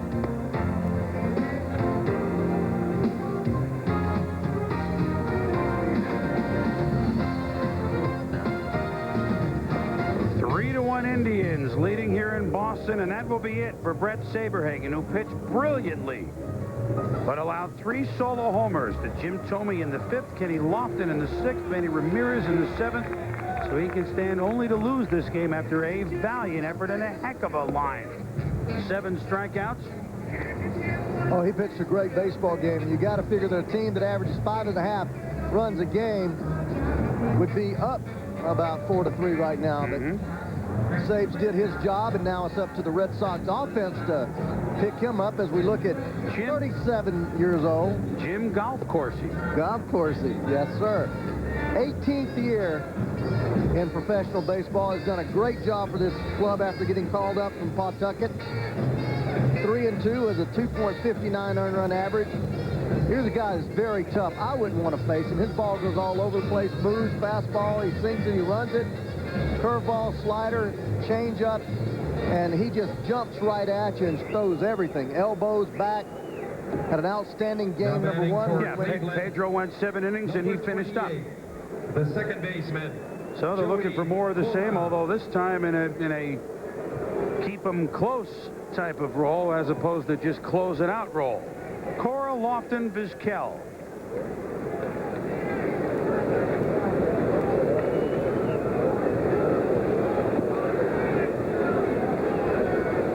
these Cleveland Indians, who, as has been well documented by now, lost game 1 of 7 straight postseason series.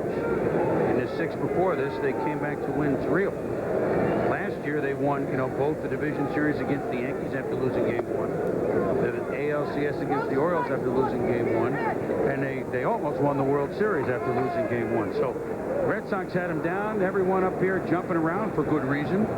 One lantern hung in the Old North Church. They're having trouble hanging that second one. They got the one by land done. They haven't got the one by sea done yet.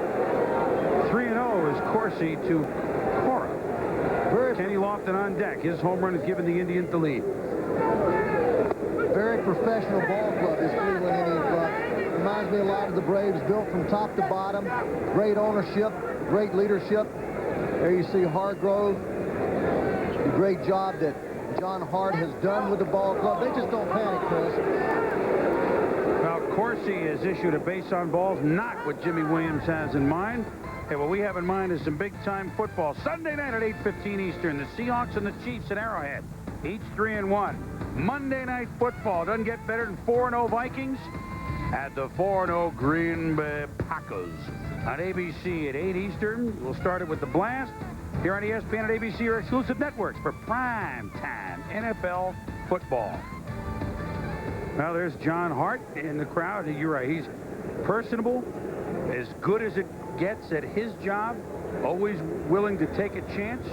Also helps you got 3.4 million people in the ballpark every year. You got a few shekels to dole out. And he has put together one heck of a team once again. And I think Mike Hargrove is one of the most underrated managers in the Major League. He doesn't get credit because, it's Cleveland, you're in the Central, it's easy.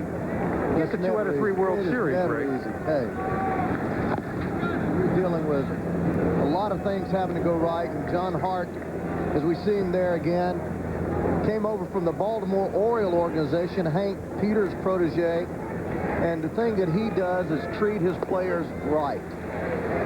Was the first to give young players long-term contracts. Yes, before this team had accomplished what it did. Right, and tied up the players here, goes out and acquires guys like Justice. He always makes a trade. Burba for a great young player, Sean Casey, early in the year. He's just going to make something happen, and as you said, they have the money up there with Mr. Jacobs to do it. So the great stories. I mean, just remember 5 years ago what this franchise was. 5, 6 years ago at the old ballpark, just hoping. Oh, man. They had the disaster, of course. I went to the American League in 1987, and Cleveland playing that old park, it didn't seem like a big league city. Well, here in a hurry is Joe Kerrigan out to the mound because Jim Corsi coming in and throwing 7 pitches, 6 for balls is not what they ordered.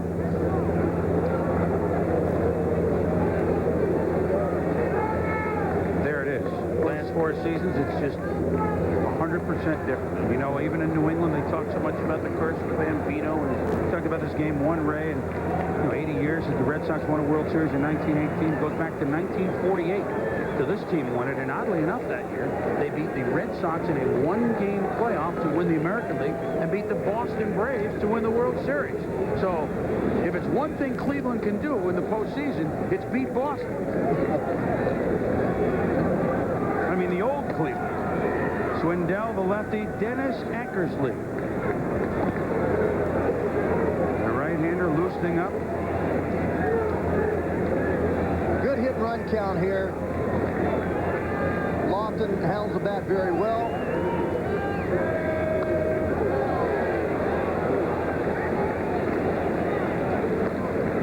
You know, hit-and-run counts, when you talk as a manager, what is a good hit-and-run count is any count that you as a manager expect that pitcher to throw the ball somewhere around the plate. Obviously, 2-0, 2-1, 3-1 are good counts to send your runner.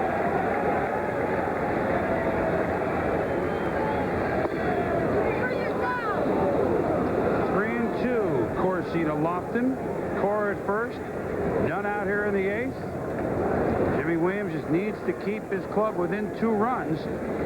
He's got 7, 8, 9 coming up, and you know their bench is not. They don't have a lot of thunder off the bench here. So they may not get something going here to the 9th inning. Can he afford to give up another run? There goes the base runner. Lofton fouls it. Balancing over. Now the wind plays tricks on him as often as he has played here, albeit just this year at third base. Well, it doesn't matter whether you play third base, left field, right field, or first base. Most pop-ups are the same. When a left-hander hits that ball, generally it moves toward the foul line. If it's foul, it will generally move on toward the stands. This ball right here, obviously that wind that we've talked about so much, that ball wind got into that ball. That reminds me of me playing out in San Francisco. I missed one pop-up in my career, and I missed it about 20 feet. Going again is Cora. Coming in is O'Leary, makes the catch, and Cora back to first base. There's one out for Omar Vizquel. The Yankees, can they wrap it up against the Texas Rangers? Well, that's been some great pitching by Boomer Wells and Andy Pettit. Pretty good on Texas's side as well thus far. I tell you that, with Stoudemire, you knew he'd come up big along with Helling. So tonight, Aaron Seeley tries to keep the Rangers in against David Cohn on NBC at 8, following our Sports Center at 7. Our Sports Center at 11 o'clock. Baseball tonight with Ravi and Peter Gammons and Al Leiter of the Mets. Midnight Eastern Time, you can hear all the games, every game on ESPN Radio. We got 4 crews, all the sites, all the AL and NLCS, the World Series coming up. You're in the car, you can't watch TV, turn us on. Omar Vizquel looking for his first hit this series. John Valentin very tight. Will actually creep forward a little bit more. Vizquel is an excellent bunter. Does not hit a lot of balls sharply down the third baseline. Will hit that ball in shortstop, pepper the ball out there all day long. Valentin, reading the scouting report, knows that, and having played against him for about 5 seasons, knows that he has a propensity to drop that ball down there, and if he gets the ball on the ground. Good move by Corsi right there, Ray. Almost had Cora going the other way. Well, Cora's thinking about running right here. He takes a little extra half step, gets his normal lead, and then he wants to go out there a little farther. 1-0 count, another good running count, a possibility of throwing a breaking ball from the pitcher, and back a little bit better there. But base runners have a tendency to get a lead and get in the habit of taking that extra step. Just listen, Ray. It's a pin drop. You can hear. I mean, you know how excited this place was walking around town today. Red Sox 1-1. All the curse is gone, or at least they won the postseason game after 13 straight losses. And Brett Saberhagen going to deal today against the Indians. We're going to move on. We're going to play the Yankees. Oops.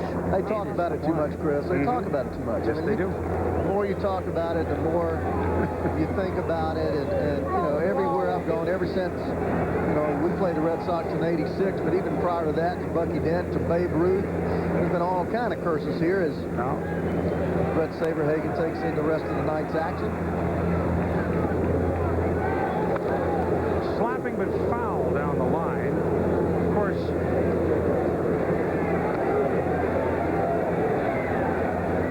until this year when they rejumbled these numbers, these are the retired Red Sox numbers. With, of course, Yastrzemski 8, Ted Williams 9, and Cronin and Bobby Doerr. It did say 9-4-1-8. Those was the old order until they reordered them numerically.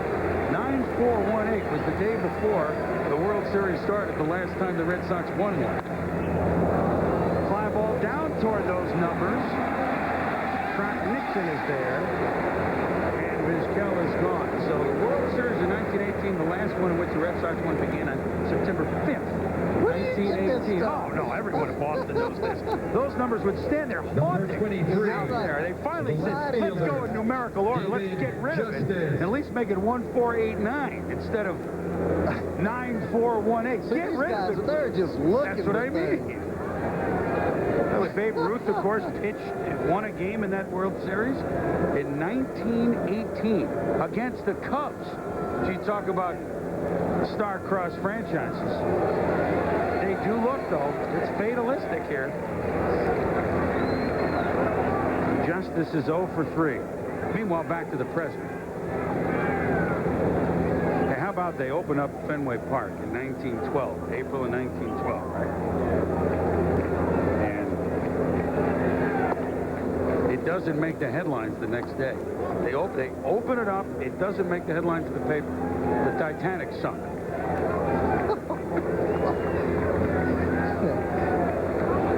So, I mean, you know from day one, it's a little different. That wasn't here in 1912, that part. Outside to Justice, 2-1. It's been an adventure for Corsi, albeit there's just still a runner at first base. He's not exactly pitching like he's double parked outside the stadium. They will tell you for that here.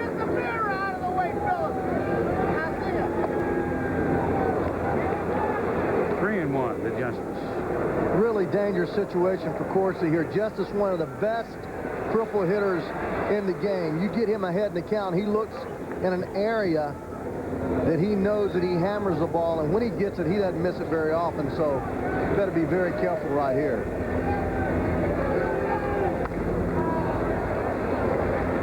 Count is now full with 2 outs, so don't need us to tell you what Joey Cora, who can scoop, will do. So a ball in the gap. Cleveland may be looking at their 4th run. Playing very deep in left is O'Leary. Considering that Justice obviously has power the left way, but I mean, that's pretty deep for a left-handed hitter with the wind moving left to right.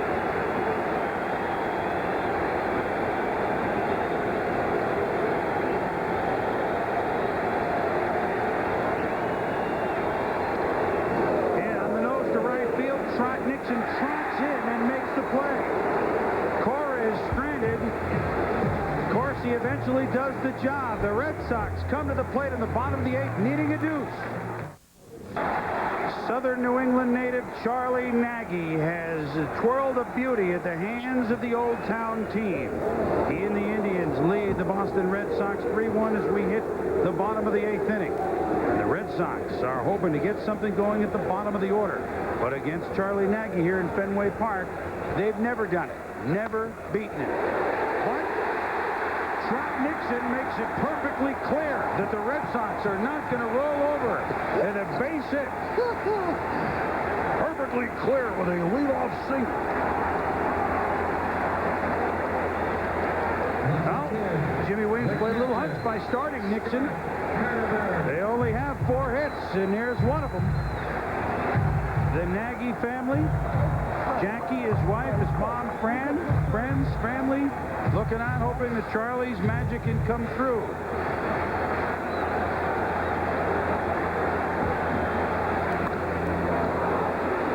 Scott Hatteberg, first pitch, long run in for Justice. Tell you what, he's played left field pretty darn well for someone that's gone out there only 18 times to left this year. 1 out. Well, one thing that the Red Sox hitters are doing, they're not patient with Charles Nagy. Talked to him before the game, and they said that you have to be patient, make him go deep in the count. You know, as I said, he's always been a pitcher that throws a lot of pitches. He only has 84 pitches at this point, and 5 of the last 6 hitters have swung at the first pitch. So you are not going to make a guy, he's not going to make mistakes if you don't make him work, and the Red Sox hitters are just a little over anxious. A pinch hitter for the number 9 hitter, Mike Benjamin. Cole Midre Cummings will come in to hit. Been a DH for much of the year, and oddly enough, I mean, to show you what kind of really lack of firepower they have off the bench, often he is DH'd and hit 9th for the Red Sox during the regular season. That doesn't happen often, does it? Nope. DH usually hits around that 4 or 5 spot. That's the purpose of it. Isn't it? But the purpose right here for Cummings is just get a base hit. He does represent the tying run. Breaking ball inside, ball 1. But you know what I mean? You got to go up there looking for a pitch to hit, a pitch that you can handle, a pitch that you can drive. And Nagy has been throwing that sinker all day long, right over the top of the plate. Everybody's swinging at it. Down the line, Tony blocks it a la goalie, makes the play, Nixon trots up to second base with 2 outs. Make sure you get the one. Don't get excited over there, and that's what Tomey did. Yeah, look at him shading the line there as Cleveland Indians and Grover does with a 2-run lead, protecting against no doubles. Well, that does is assume, as you look at Paul Orville Ossenmacher, the left-hander, and Paul Shuey, who's looked pretty good in this series, the right-hander up in the pen. That assures that they don't turn it 2 there, that both Vaughn, which we already knew was going to happen, and Garcia Parra will bat again in the ballgame. Well, this is a big, big inning here. Although there's 2 outs, the Red Sox can somehow get this run in or build an inning, and that's what you have to do. Charles Nagy has not been forced to make pitches. There you see just 86 pitches. He will give you a pitch to hit if you take him deep enough in the count. Just 4 hits in 7 2/3 innings.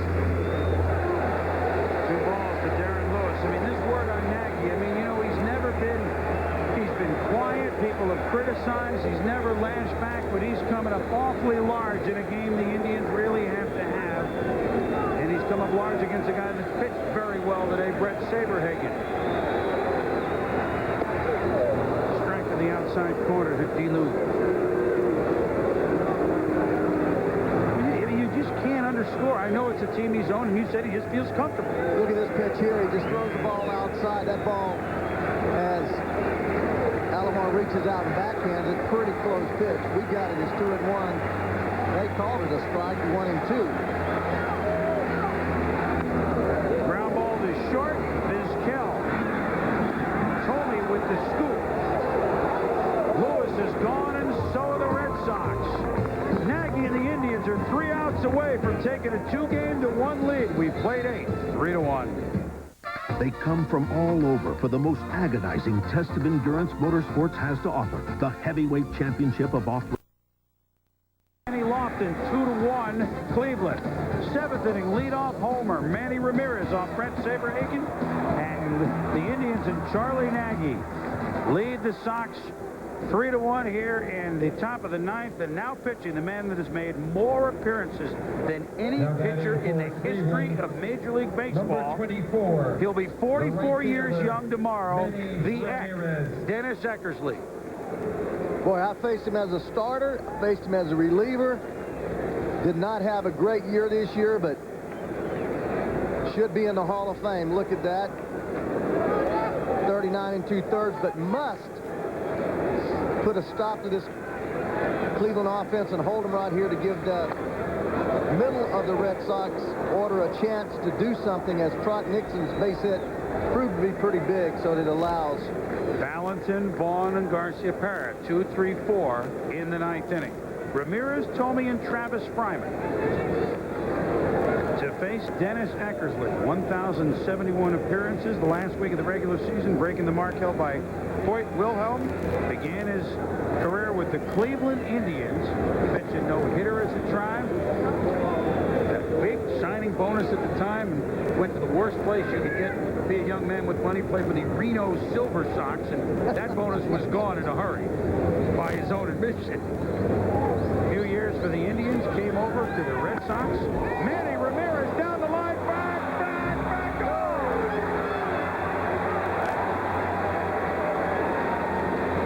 Partner, you didn't have much time to say back on that one. That was a 2-back. Whoa! That ball was crushed.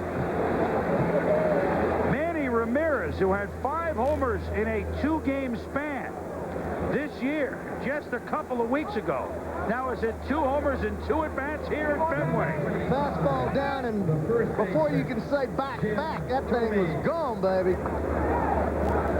That ball was, that's as hard as you can hit a baseball there. That, I mean, I'm looking up, and you're saying back, and it's hit the screen. That quick. This is how you get. Look at Eck. Man, I tip my hat to you. That's well, what that. And it was a pretty good pitch. I mean, the ball is sinking down around shin high, and he hits it out of there like that on the line. Oh, you talk about Manny Ramirez, like I said, 5 homers in a 2-game span to tie the Major League record in September. 6 homers over a 3-game span, which has been done 7 times. Mike Schmidt was the last to do it before that. 8 homers over that 5-game span. Only he and Frank Howard have done that. You're just seeing the power of Manny Ramirez.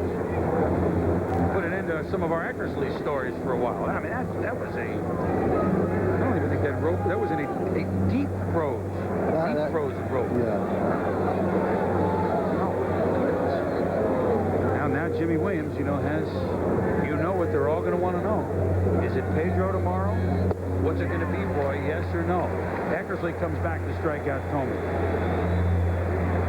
Watch the movement of this ball down with Eckersley. It goes down the home run pitch. The ball is way down. Good pitch, but not good enough. Ramirez, I guess, has hit so many he doesn't have to worry about him. He just can't believe, as he says, Christ. That's exactly what That's what he said. That was a good pitch. You're right, Ray.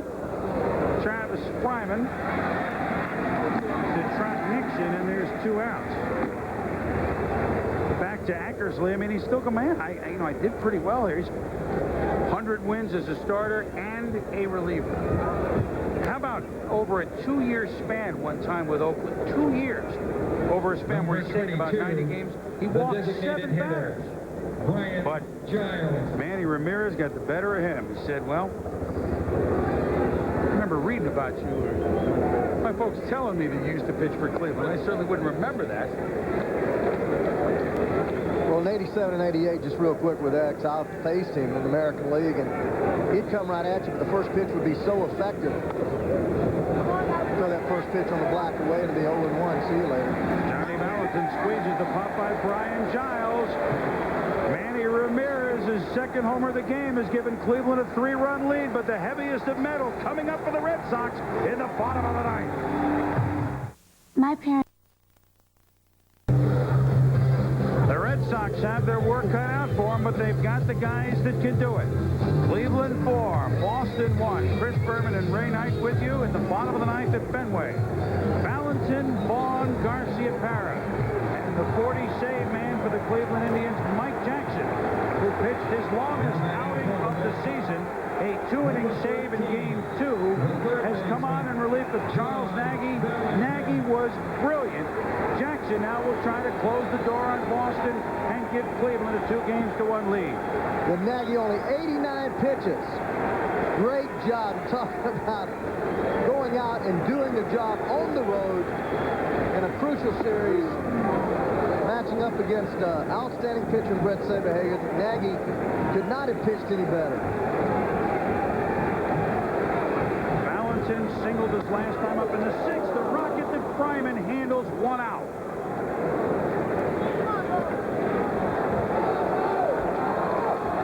Mike Jackson, fastball, slider, throws an occasional changeup, possesses one of the best sliders in all the game. That thing just kind of makes a right-hand turn. Worked his way into the closer role as Mesa last year struggled. Ended up trading Mesa, and he's become the closer and done a great job for Hargrove. Inside to Mo Vaughn. Ball 1. No team has won more when trailing in the 8th inning, coming from behind than the Red Sox. I understand it's a 3-run deficit. They came from behind 6 times after trailing after the 8th. Vaughn, a wall scraper. Mo will think about going to second base, but his run means nothing. Does the right thing, stays at first base. Well, if he could have looked it in there, he would have broken up a double play, but that would have been nip and tuck. Doesn't make any difference. You're exactly right. You can't go to second base and run yourself into an out when you're not the time or go-ahead run. Great job here. Fastball up and away. Justice played the ball extremely well off the left field wall. As Mo drives that ball out there high off the left field wall, Justice going over there, as we talked about, working hard, and there's a little battle out there. Well, Justice like he's went up rebounding, yeah. Justice went up for the rebound, but the guard Lofton picked it off instead. Now, how big was that home run the last inning for Ramirez? Garcia-Parra would have been the tying run. Instead, the tying run is on deck in the person of Mike Stanley.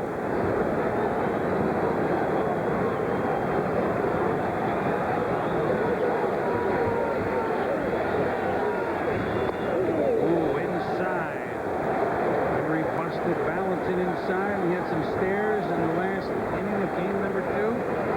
Mike Jackson, by the way, not allowed to run in the last 21 games he's pitched. Last one he's allowed August 1st.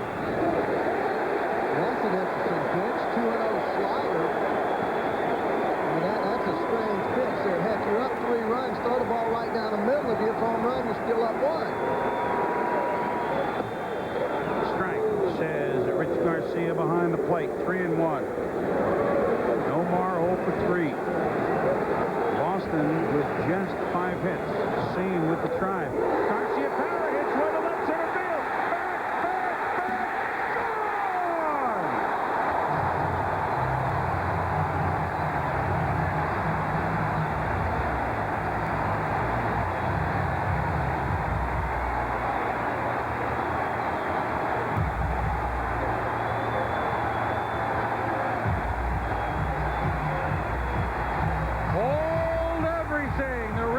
Have crept to within 1. Long ball for Garcia Parra.